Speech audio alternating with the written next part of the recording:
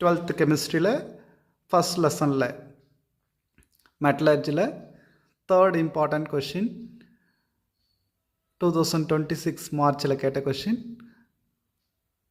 Right a note about gravity separation method or hydraulic வாஷ்னு கேட்கலாம்.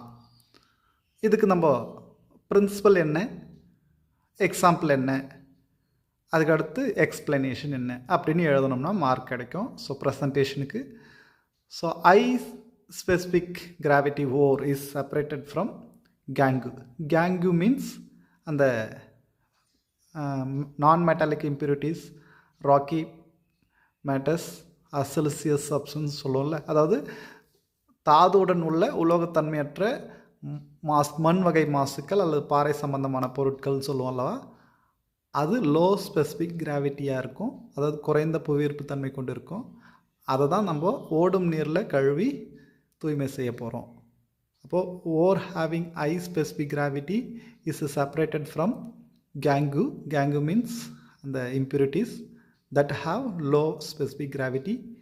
எப்படின்னா by washing with running water.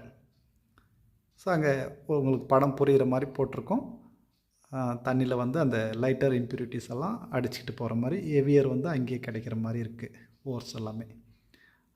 இதுக்கு example haematite oxide ஓர், டின் stone அதுவும் oxide ஓர். அப்போது oxide ஓருன்றதை நீங்கள் அதை மென்ஷன் பண்ணணும். இல்லை கோல்டு ஓர், நேட்டிவ் கோல்டு ஓருன்னு கூட கொடுத்துருக்காங்க. அப்போ கோல்டு, ஹெமடைட், டின் ஸ்டோன், இது மூணு தான் எக்ஸாம்பிள். எக்ஸாம்பிளுக்கு ஒரு மார்க் கொடுத்துருவாங்க. அப்புறமா அந்த பிரின்சிபல் ப்ளஸ் ப்ரீஃப் எக்ஸ்ப்ளனேஷனுக்கு 1 மார்க் கொடுத்துருவாங்க. தேங்க்யூ.